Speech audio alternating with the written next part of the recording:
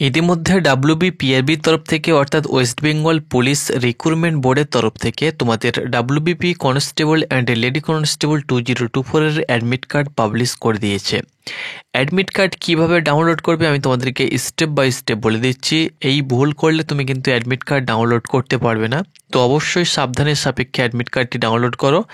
সেই সঙ্গে সঙ্গে অনেকে বলছে কি দাদা আমার ওটিপি আসছে না।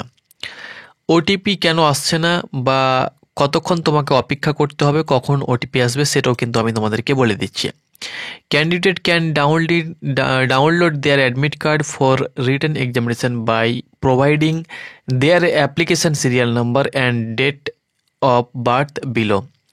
প্রথমত এই যে তোমরা লিঙ্ক দেখতে পাচ্ছ অ্যাডমিট কার্ড চেক করার লিঙ্ক, এটা তোমরা কিন্তু আমাদের টেলিগ্রাম চ্যানেলে পেয়ে যাবে। তো টেলিগ্রাম চ্যানেলে তুমি যদি এখনও পর্যন্ত জয়েন হওনি তো অবশ্যই জয়েন হয়ে যাও, সেখানে পেয়ে যাবে।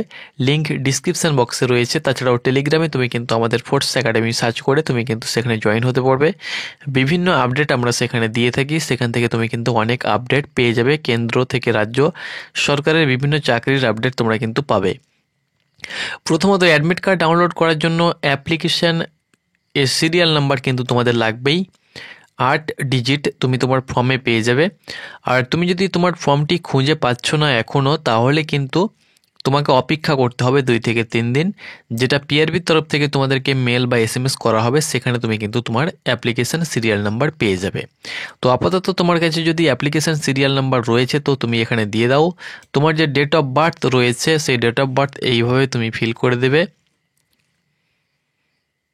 তোমার যাই ডেট অফ বার্থ রয়েছে সেটা তুমি এইভাবে ফিল আপ করে দেবে। তোমরা অন স্ক্রিন দেখতে পাচ্ছ, আমি তোমাদেরকে দেখিয়ে দিলাম।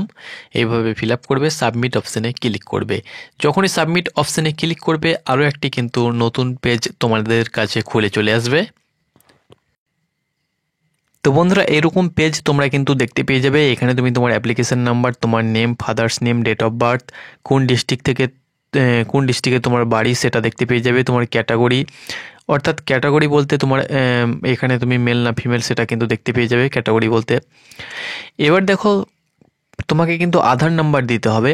আধার যে তোমার নাম্বার রয়েছে সেটা দেবে এবং আধার কার্ডের সঙ্গে মোবাইল নাম্বার লিঙ্ক কিন্তু থাকতে হবে, না হলে তুমি কিন্তু অ্যাডমিট কার্ড ডাউনলোড করতে পারবে না। আধার কার্ডের সঙ্গে যে মোবাইল নাম্বার লিঙ্ক করা আছে সেটা তুমি দিয়ে দেবে, এখানে যে কোনো নাম্বার থাকলেই হবে।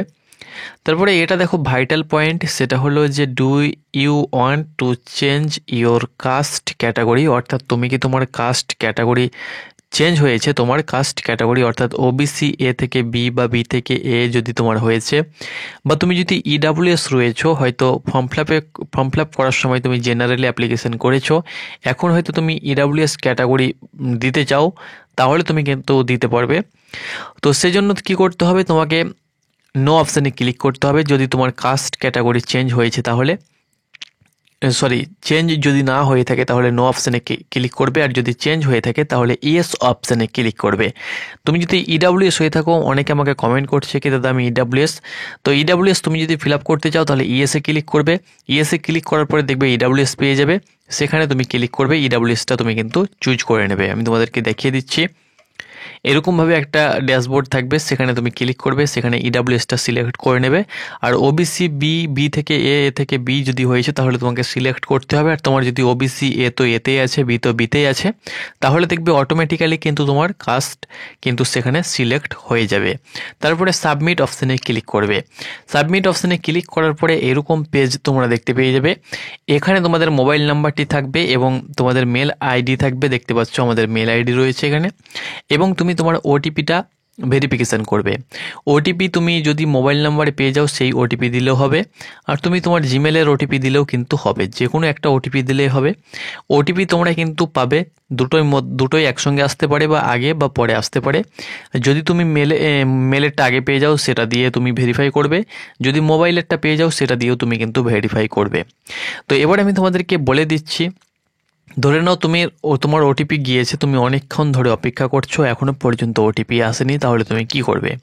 দেখো তোমার যদি ওটিপি না এসে থাকে, এখন যেহেতু সার্ভারের প্রবলেম চলছে, অপেক্ষা করলে কিন্তু 6 থেকে 7 মিনিট পর 5 মিনিট পর টাইম লাগবে, অর্থাৎ সঙ্গে সঙ্গে কিন্তু আসবে না। তুমি ভাবছো যে আমি ওটিপি পাঠিয়ে দিচ্ছি, হয়তো কয়েক সেকেন্ডের মধ্যে ওটিপি আসবে, কিন্তু আসছে না। এটা এসআই এর ক্ষেত্রেও হয়েছে এবং ডাব্লিউবিপি কনস্টেবলের ক্ষেত্রেও কিন্তু সেম প্রবলেমটা হচ্ছে। সেম প্রবলেম বলতে এটা তাদের সিস্টেমের একটা ক্রাইটেরিয়া রয়েছে যে তোমাকে মিনিমাম 5 মিনিট অপেক্ষা করতে হবে। 3 থেকে 4 মিনিট তো অপেক্ষা করতেই হবে, ম্যাক্সিমাম 5 মিনিট ধরে রাখো। তারপরে দেখবে যে তোমার মেল আইডিতে বা তোমার ফোনে কিন্তু ফোনের যে SMS সেখানে কিন্তু তুমি ওটিপি পেয়ে যাবে।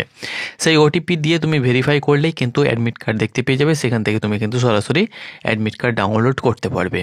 তো আশা করি বন্ধুরা তোমাদেরকে বুঝাতে পেরেছি। পরবর্তী আপডেট পেতে অবশ্যই চ্যানেলটাকে সাবস্ক্রাইব করো। ধন্যবাদ।